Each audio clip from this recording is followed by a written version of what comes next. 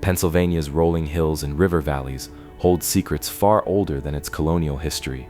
Beneath its forests and farmland lie traces of vanished civilizations, mysterious carvings, lost tunnels, and ancient legends that defy explanation.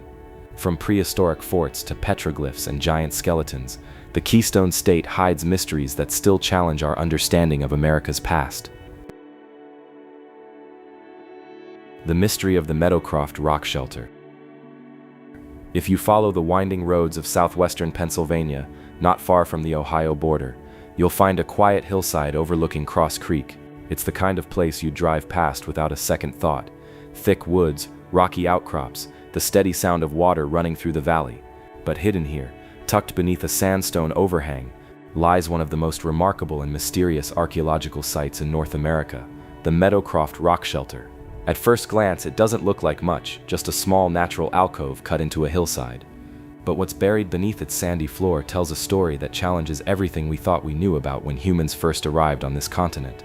Meadowcroft is not only old, it's ancient.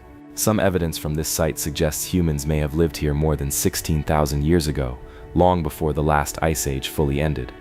The story begins in 1955, when a local farmer named Albert Miller stumbled across the rock shelter on his family's land near Avella, Pennsylvania. He was clearing brush and noticed a small hole in the hillside, partly concealed by trees. Inside, he found stone tools and bits of pottery poking out of the ground. Miller, fascinated but not trained in archaeology, recognized this might be something special. He carefully noted where the artifacts were and waited. It wasn't until the 1970s that professional archaeologists from the University of Pittsburgh arrived to begin a full excavation. What they uncovered would rewrite American prehistory. Layer by layer, the soil revealed an unbroken timeline of human occupation: fire pits, stone flakes, animal bones, and woven fibers, stacked like pages in a history book that reached back thousands of years.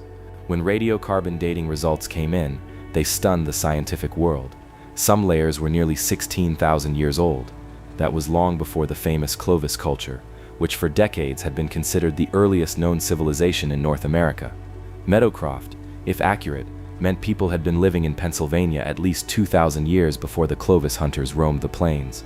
Naturally, that claim drew heavy skepticism. Many scientists thought the dates couldn't possibly be right. Some argued that the site must have been contaminated. Maybe ancient carbon seeped in from nearby coal deposits, or older materials got mixed into newer layers. But after years of testing and debate, Meadowcroft's results held up. Multiple labs confirmed the dates. The layers were stable, sealed by natural sediments, with no evidence of modern contamination. Gradually, the academic community began to accept what once seemed unthinkable. People were in Pennsylvania before the Ice Age ended. So who were they? That's where the mystery deepens. Archaeologists found stone tools at Meadowcroft, but they didn't match the distinctive fluted spear points of the later Clovis culture. These were smaller, more refined, made with a different technique. Whoever lived here seemed to have their own way of surviving. They hunted deer and small game, fished the nearby creeks, and gathered nuts, seeds, and wild fruits. Their fires left black stains on the stone ceiling, and tiny fragments of bone show they were skilled at using every part of the animal. It's easy to picture it. Families huddled near the fire during cold winters, smoke drifting out of the shelter's mouth, the crackle of wood echoing through the valley. In spring, the creek below would swell with meltwater, bringing fish and fresh life. For those who called it home, this was a perfect refuge, protected from wind, close to food and water, and hidden within the landscape. The site also suggests something more complex: continuity. People didn't just live here once, they returned, generation after generation, for over 10,000 years. The upper layers show transitions to later tools, pottery fragments, and even contact-era trade goods. It's as if this one small rock shelter quietly witnessed the entire story of human life in North America unfold, from Ice Age hunters to the early native tribes who eventually met European settlers. But Meadowcroft's greatest puzzle remains the question of how these first people got here. If the site really is 16,000 years old, it challenges the long-held theory that humans entered North America by walking across the Bering Land Bridge around 13,000 years ago. Did they arrive even earlier, following an ice-free corridor along the Pacific coast? Or did small groups migrate from elsewhere, perhaps even across the Atlantic from Ice Age Europe, as some controversial theories suggest? No one knows for sure. Meadowcroft doesn't offer direct clues about migration routes, but its age forces researchers to reconsider the timeline entirely. It proves that humans were capable of adapting to harsh climates, exploring new territories, and thriving in environments thought uninhabitable. For archaeologists, it's not just an excavation site, it's a question mark carved into the history of human exploration. Visiting Meadowcroft today feels like stepping into two worlds at once. The site has been carefully preserved under a massive protective roof, with walkways allowing visitors to peer down into the exposed layers of ancient soil. Standing there, you can see each stratum clearly marked, centuries of life compressed into a few meters of earth. Tour guides explain what each layer means, pointing out charcoal flecks or the dark stains of ancient hearths. It's humbling to think that every inch beneath your feet represents hundreds of years of someone's existence. Outside the Rockshelter, the Meadowcroft Rockshelter and historic village recreates life across different eras, from prehistoric camps to 19th century frontier homes. Children learn how people hunted with stone tools, or how native peoples built shelters from bark and animal hides. But there's a quiet energy in the air near the original Rockshelter itself, a sense that this place still holds secrets. The breeze through the trees sounds much like it must have 16,000 years ago, and the air feels unusually still. Some visitors say the site carries an almost spiritual weight. It's not haunted in the ghostly sense, but it feels like the ground remembers. Archaeologists describe moments when the past feels close, the smell of charred bone, the texture of stone worn smooth by ancient hands. For a place that looks so ordinary, it has an uncanny ability to stir the imagination. Over time, Meadowcroft has become more than just an archaeological landmark. It's a symbol of how much we still don't know about our own origins.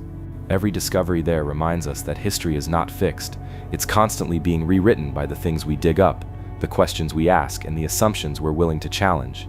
Standing at the edge of the Rockshelter, it's easy to picture the first people who ever stood there, maybe watching mammoths cross the frozen valley, or kindling a fire as the wind swept snow into the trees.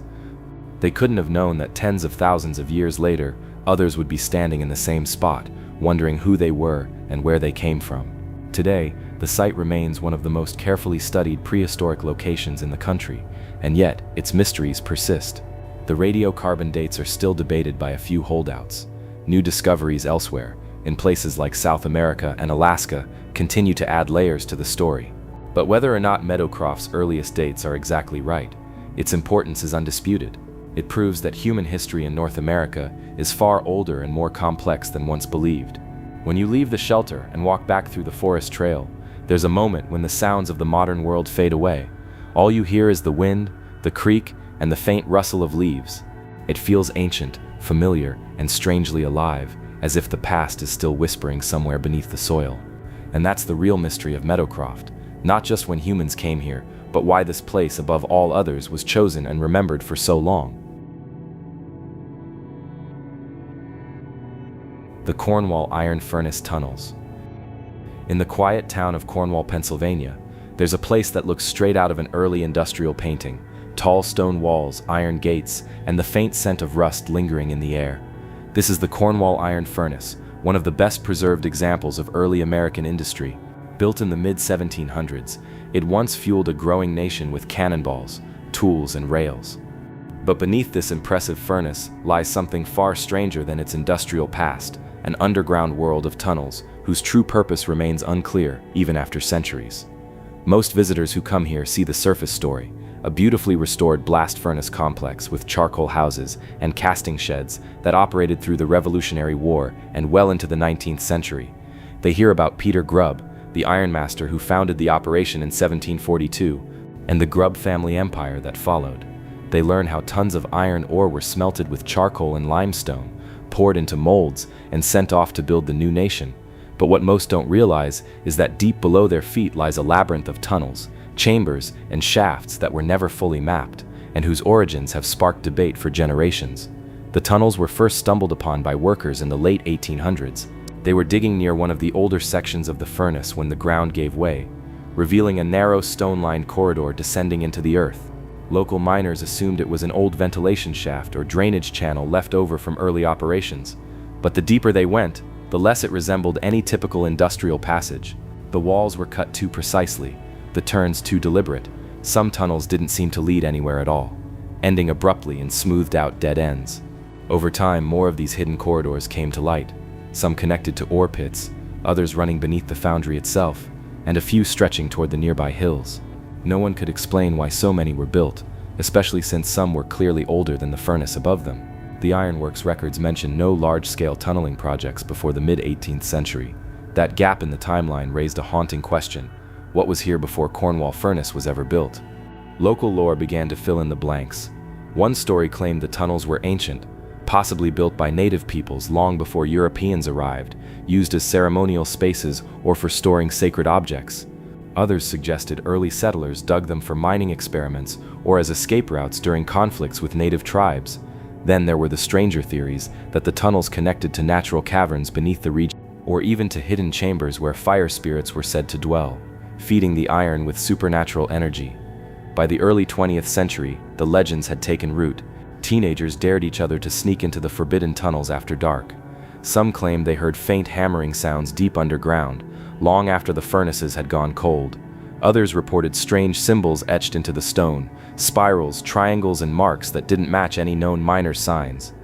Whether those carvings were ancient, colonial, or just graffiti, no one could say for sure. In the 1960s, archaeologists and state historians began to take a closer look. Ground surveys revealed that the tunnels formed a pattern, almost like spokes radiating from a central point beneath the main furnace stack. But when they tried to trace the layout, they ran into collapses, flooded chambers, and walls that seemed to seal off deeper sections. One team used ground-penetrating radar and found hollow spaces far below the known tunnels, too deep to have been practical for 18th century ironworks. That discovery only added to the mystery. Some researchers think the tunnels could have served as primitive ventilation shafts for the blast furnace. Others believe they were part of a hidden ore transport system, perhaps an unfinished project abandoned after a collapse. But the sheer precision of the older stonework suggests something else entirely. The lower sections, those believed to predate the furnace, appear almost ceremonial. Smooth, rounded chambers with Chickies carved into the walls, positioned in ways that don't make engineering sense. There's also the matter of the local folklore connecting the furnace to older pre-colonial legends. Before the Grubb family established their iron empire, the land around Cornwall was home to native peoples who mined hematite and magnetite for pigments and tools. Some early settlers recorded hearing stories of spirit mines, where the earth glowed at night, guarded by powerful beings. It's tempting to link those tales to the tunnels beneath the furnace, especially since early workers reported strange lights flickering underground and unexplainable noises during the night shifts. By the 1970s, when the site became a state historical landmark, most of the tunnels were sealed for safety, but curiosity never really went away. Urban explorers occasionally slipped through locked gates or old drainage entrances, hoping to find proof of something more ancient below. A few have shared eerie accounts, cold pockets of air that seem to move on their own, footsteps echoing when no one else is there, the feeling of being watched in total darkness. None of it can be verified, but it fits with the furnace's reputation as a place where industry, myth, and mystery overlap. What gives the story a deeper layer is how perfectly the mystery mirrors Pennsylvania's history itself, where European ambition was built directly over ancient landscapes once sacred to others. The Cornwall furnace is a symbol of progress and power, but beneath that foundation might lie remnants of something older and forgotten. Whether those tunnels were sacred chambers, secret mine passages, or something else entirely, they remind us that history often has two layers, the one we can see and the one buried beneath it. Today, the Cornwall iron furnace stands silent. The furnaces are cold, the workers long gone, replaced by tour guides and school groups. You can still smell the faint tang of iron when the air is damp, and hear the echoes of your own footsteps in the casting room. But the real intrigue lies in what you can't visit, the sealed passages below. Some historians still believe new technology could one day map the entire underground network, finally revealing what's down there. Others prefer to leave it be, suggesting that disturbing those tunnels might destroy whatever traces remain of an earlier world.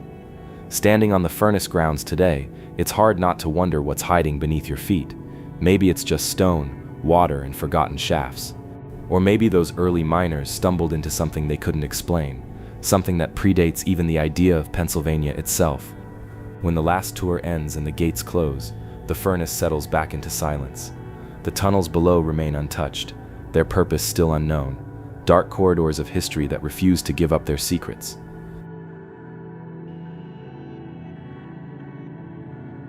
The Chickies rock petroglyphs. High above the Susquehanna River, near Columbia, Pennsylvania, a massive outcrop of dark quartzite rises from the forested hills. Locals call it Chickies Rock, from the Lenape word Chicxulunga, meaning place of the crayfish. It's a popular hiking spot now. Families come for the view, rock climbers test their grip on its sheer cliffs, and couples watch the sunset from the overlook. But few of those visitors realize that just below the surface of this peaceful spot lies one of the state's strangest and most enduring mysteries, a set of ancient carvings etched into the bedrock, the Chickies rock petroglyphs. These carvings, scattered along the Susquehanna's rocky banks, are among the oldest known in the northeastern United States. They sit close to the waterline, some half submerged depending on river levels, others hidden behind moss and lichen. To the casual eye, they look like simple scratches, circles, spirals, and stick-like figures. But to archaeologists, they represent an enigmatic window into a culture that left no written record, and whose spiritual life remains mostly unknown. The first reports of these petroglyphs date back to the 1800s, when local farmers and fishermen noticed strange markings on the rocks near the base of the cliffs. By the early 1900s, the Pennsylvania Historical Commission had documented dozens of carvings along a 15-mile stretch of river between Safe Harbor and Columbia. Chickies Rock quickly became one of the most concentrated sites. The designs ranged from human-like figures and animals to geometric shapes and what some called solar symbols, radiating circles that looked like suns or stars. No one could agree who carved them.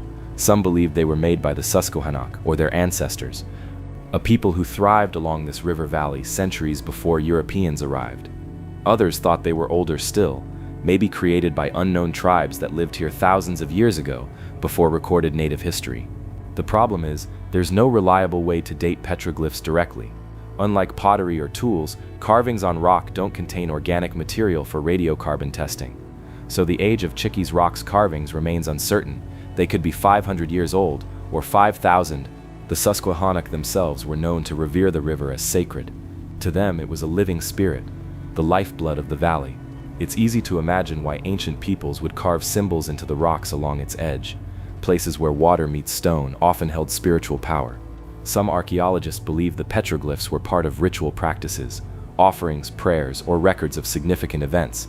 The recurring motifs of hands, circles, and animal tracks may have represented life cycles, hunting magic, or even star maps aligning with the solstices. But there's something else about Chickies Rock that fuels deeper speculation. A few of the carvings don't resemble traditional native motifs at all. Early surveyors noted crosses, angular lines, and even shapes that looked like boats or oars. Strange, given that such symbols don't match local tribal art. Some fringe theorists went as far as to claim that these marks were evidence of pre-Columbian visitors from across the ocean, Vikings, Celts, or even early European explorers. That theory isn't taken seriously by archaeologists, but it persists, partly because of how mysterious and isolated these carvings are. What's undeniable is the feeling of age and gravity they hold. Standing by the water on a quiet morning, when mist rolls over the river, and the only sound is the slow lap of waves against stone, it's easy to feel like time folds in on itself. The same river current that carried canoes centuries ago still flows past. The same rock faces that ancient artists chipped away at still bear their marks. And yet no one alive today truly understands what those symbols meant. Over the years, weather and vandalism have taken a heavy toll. Rising water levels from dams downstream have submerged some carvings completely. Others have been damaged by graffiti or natural erosion. In the 1970s, archaeologists from the Pennsylvania Historical and Museum Commission made detailed tracings and photographs of every visible petroglyph they could find, preserving a record in case the originals disappeared. Many of those tracings are now stored at the State Museum in Harrisburg, delicate imprints of messages carved by hands long gone. Some of the most distinctive carvings at Chickies Rock include spiral suns, large open hands, and animal tracks, possibly deer or bear prints. One famous panel, known locally as the Council Rock, shows a group of human-like figures surrounding a central circle. Some researchers think it depicts a ritual or a meeting. Others see it as a map, perhaps marking villages or hunting territories along the river. The lack of written language leaves it all open to interpretation. What fascinates many is how these symbols connect with other sites along the Susquehanna. From Safe Harbor to Bald Friar, dozens of petroglyph clusters have been found, often sharing the same recurring imagery. It's as if the entire river once served as a sacred corridor, linking different communities through shared belief and art. Chickies Rock, with its commanding height and panoramic view, may have been a central gathering place, a kind of prehistoric cathedral in stone. Local native traditions, though fragmented by centuries of displacement, hint that certain rocks along the river were talking stones, places where messages to the spirits were left. Shamans might have used them to communicate with the forces of nature, marking the stone during ceremonies to honor the river, the sun, or the animal spirits. Some modern indigenous elders believe the carvings still hold energy and that they shouldn't be disturbed or removed. Visiting Chickies Rock today, it's hard to separate myth from history. The main overlook draws tourists for the sweeping view of the Susquehanna, but if you venture lower, toward the waterline on the Columbia side, you can still glimpse faint carvings on the dark rock when the light hits just right. Most are protected now, and guided tours occasionally take visitors to safe vantage points during low water. The air down there is cool and damp, filled with the earthy smell of moss and riverstone. Every mark feels deliberate, every line purposeful, as though whoever made them wanted their message to outlast the centuries. The mystery of Chickies Rock isn't just about what the symbols mean, but why they were made here, in this precise place. There's something magnetic about the site. The cliffs rise almost 200 feet above the river, and when the sun sets, the rock glows with a faint copper hue. From the top, you can see miles of rolling hills, forests, and winding water, a landscape that would have inspired both awe and reverence in ancient times. It's easy to imagine gatherings held here at twilight, people drumming and chanting while the symbols below caught the flicker of firelight. In the end, the carvings are both message and mystery, fragments of human expression preserved by chance and stone. They remind us that before steel mills and train bridges, this land belonged to people who saw meaning in every rock, river, and shadow. Their voices are gone, but their art remains, whispering across the water. Today, Chickies Rock is a state park, and the petroglyphs are officially protected. Visitors are urged not to touch or trace them, to let them age naturally. There's talk of creating 3D digital scans to preserve their form forever, but part of their power lies in their fragility, the sense that these ancient carvings survive only by grace of time and respect. Standing at the overlook as the sun dips behind the ridge, you can feel both the weight of history and the hum of the present. The same rock that ancient artists touched now supports rail lines and cell towers in the valley below. Yet for all our technology, we still can't decode what they were saying. That silence, that gap between knowing and wondering, is what makes the Chickies Rock petroglyphs so haunting. They don't just show us that people lived here long ago, they remind us that mystery itself is part of what it means to be human. The Nittany Lion Legends. In the heart of Pennsylvania, between gentle ridges and rolling farmland, stands Mount Nittany, a long forested ridge that looms protectively over Penn State University and the town of State College. To most people today, Nittany means the Nittany lion, the proud mascot of the university. Students pose by the limestone statue, fans chant the name at football games, and the image appears on everything from jerseys to coffee mugs. But behind that familiar symbol lies a far older story, one rooted in native legend, early settler folklore, and the idea that something powerful once watched over this valley long before there was a college here at all. The legend of the Nittany lion begins centuries before Penn State existed, when this part of Pennsylvania was wilderness, a land of deep woods, clear creeks, and mountain mist. The earliest stories come from the Lenape and other tribes who lived in the region. They spoke of a great mountain spirit that took the form of a lion, not the African kind, but a massive eastern cougar, a creature that roamed the ridges and valleys guarding the people who lived here. This guardian was called Nittany or Nittany, depending on the version, a name said to mean single mountain or protective spirit. According to one popular telling, the story centers around a young native woman named Nittany and her forbidden love. She fell in love with a warrior from a rival tribe, and when their love was discovered, the couple fled into the wilderness. The girl's father sent hunters to pursue them. They were captured, and her lover was slain. Overcome with grief, Nittany prayed to the Great Spirit to keep his memory alive forever. The ground trembled, and a mountain rose where she stood, Mount Nittany, to remind the people of their love and her courage. Some versions say her spirit still lives in the mountain, guarding the valley below. Later versions of the story added a new element, a lion spirit that appeared to protect Nittany's people.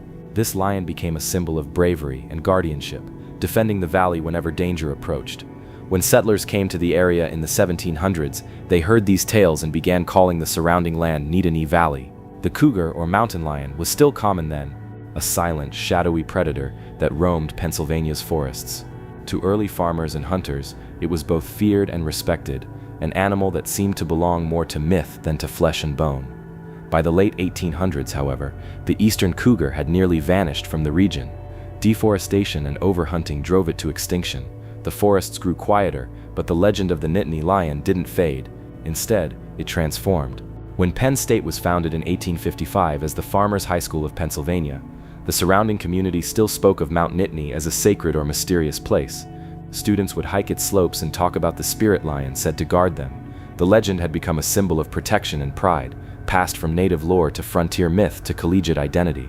The Nittany lion we know today owes its modern shape to one man, Harrison Joe Mason, a student who in 1904 realized Penn State lacked a mascot.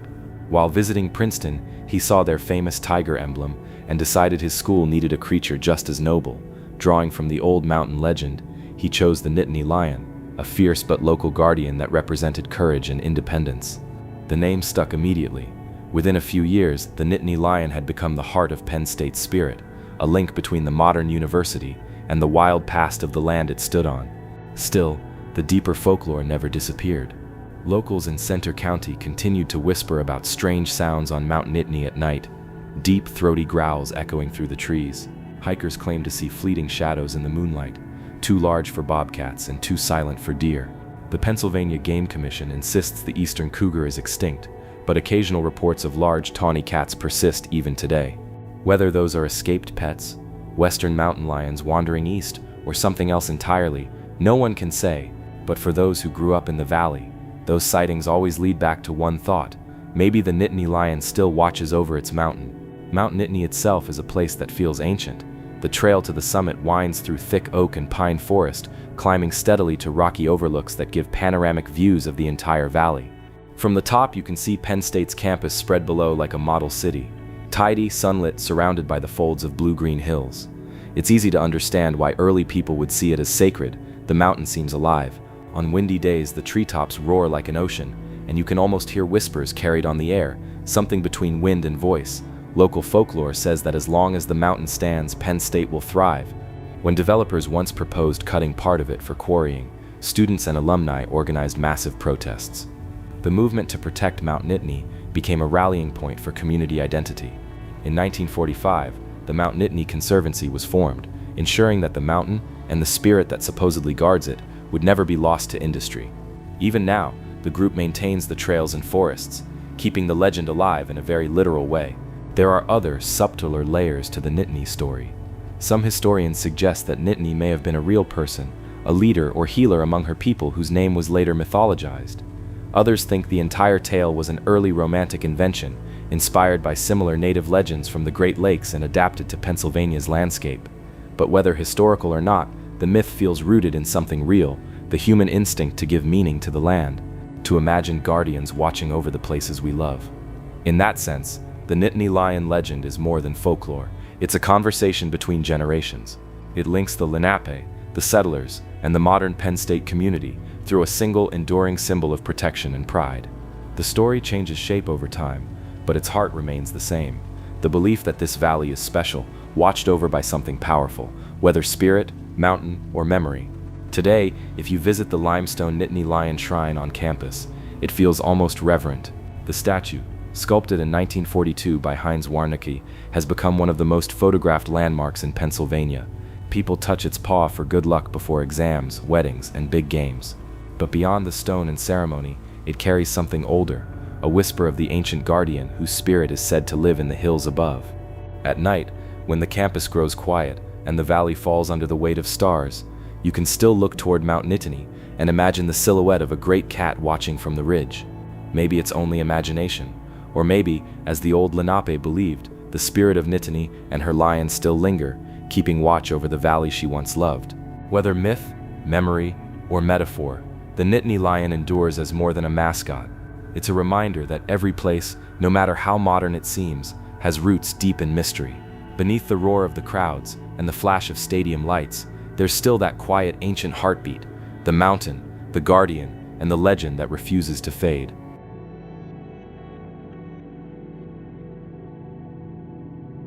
The Lost Fort of the Monongahela. If you drive through western Pennsylvania today, you'll see gentle green hills, wide rivers, and quiet towns scattered across the landscape. But beneath that calm surface lies one of the oldest unsolved archaeological mysteries in North America, the Lost Fort of the Monongahela. It's a story that begins thousands of years before steel mills and football rivalries, when the land was home to a mysterious people whose entire civilization disappeared long before Europeans ever arrived. The Monongahela culture is something archaeologists still struggle to define. They lived in what's now southwestern Pennsylvania, northern West Virginia, and western Maryland between roughly 1000 and 1635 CE. They built circular villages surrounded by palisades, wooden walls that suggested they felt a need for protection. But who they were, who they feared, and what ultimately happened to them are questions that remain open to debate. The Lost Fort refers to an especially strange site discovered along the Monongahela River in the late 1800s. It was described as a massive fortified earthwork, larger and more complex than any known Monongahela village. Some early accounts said its walls stretched hundreds of feet, enclosing multiple concentric rings. Others claimed to see evidence of moats or trenches filled with burned debris, as if the site had been attacked or intentionally destroyed. Yet after those first reports, the fort vanished. Literally, modern archaeologists have never been able to locate it again. Part of the mystery stems from confusion over the original records. Maps from that period were inconsistent, and the descriptions vague. Some place the fort near the mouth of a small tributary that no longer exists due to river channel changes. Others believe it may have been destroyed by railroad construction in the late 19th century. There are rumors that early amateur diggers carted away artifacts and never documented them. The result is a kind of historical ghost, a major archaeological site that's been talked about for more than a century, but can't be proven to exist. When we look at the Monongahela culture as a whole, the Lost Fort fits into an even larger puzzle. Excavations at other sites reveal people who farmed corn and beans, hunted deer, and traded for exotic goods like shells and copper, yet they left no written language, no monumental architecture, and very few clues about their social structure. Their circular villages were often rebuilt in the same spots for generations, sometimes with several layers of post holes stacked one atop another. It suggests a strong connection to place, even as warfare or disease may have been spreading across the region. The fort, if it truly existed, might represent a last stand, a moment when scattered villages came together to build something massive for protection. Some researchers propose it was a refuge against outside raiders, possibly Iroquoian groups expanding from the north. Others think it could have been an important ceremonial enclosure, maybe used for rituals or seasonal gatherings. There's also the unsettling possibility that it was both a spiritual sanctuary turned into a fortress as times grew desperate. By the 1600s, the Monongahela culture disappears completely from the archaeological record. No direct descendants are known, and no oral traditions clearly link them to later tribes. The reasons for their disappearance are uncertain. Disease from early European contact, even indirect, could have spread ahead of settlers and decimated populations. Prolonged warfare or drought might also have played a role. What's striking is how complete their vanishing act was. Entire valleys once filled with life became silent. The Lost Fort in this sense becomes more than just a missing archaeological site. It's a symbol of everything we don't know about the first civilizations of the Ohio River Valley. Unlike Egypt or Greece, where ancient ruins dominate the landscape, much of early North American history was made of wood, earth, and fire, materials that rarely survive. The people who built the fort left behind nothing permanent, yet their impact still lingers in the soil. There have been modern searches for the fort, using ground-penetrating radar, aerial photography, and local lore. One promising lead came in the 1970s when a farmer unearthed a circular pattern of dark soil stains while plowing near Greene County. Archaeologists found post holes and evidence of burning, but the site was small, probably just a single Monongahela village. Another effort in the early 2000s used LiDAR mapping to scan the river valleys, hoping to find geometric anomalies hidden by forest. A few patterns emerged, but none matched the massive scale described in 19th century reports. So the question remains, did the Lost Fort ever truly exist, or was it an exaggeration of smaller sites seen through the romantic lens of early antiquarians? The truth might lie somewhere in between. In the late 1800s, there was intense public fascination with mound-building cultures, and many amateur explorers inflated their discoveries to gain attention. But the Monongahela people certainly did build fortifications, and some of their villages were large enough to be called forts by early settlers. It's possible that what those explorers saw was real but misunderstood. Standing on the riverbanks today, it's easy to imagine what might have once stood here. The sound of the Monongahela River flowing past the forested slopes hasn't changed much in 1,000 years. You can picture the smoke of hundreds of fires rising from inside a wooden palisade, families gathered around hearths, traders arriving by canoe, and sentinels watching from lookout posts. Somewhere nearby, the lost fort may still rest beneath layers of farmland or forest, waiting for the right discovery to bring it back to light. Modern archaeologists continue to study Monongahela sites across southwestern Pennsylvania, piecing together fragments of pottery, tools, and bones. Each find adds a small piece to the larger puzzle, yet the full story remains out of reach. The lost fort endures as one of the last great enigmas of America's pre-colonial past, not just because we can't find it, but because it represents the fragility of memory itself. Civilizations rise and fall, leaving behind only traces, and sometimes not even those. If you visit the Monongahela River Valley today, you won't see ruins or markers pointing to a lost fortress. You'll find peaceful parks, riverside trails, and old steel towns that have their own stories of rise and decline. But beneath your feet lies a deeper history, one that whispers of forgotten people, vanished villages, and a fort that may have once stood as their final stand against time. Until someone uncovers undeniable proof, the lost fort of the Monongahela remains what it has always been, a haunting echo from an ancient America that refuses to be forgotten.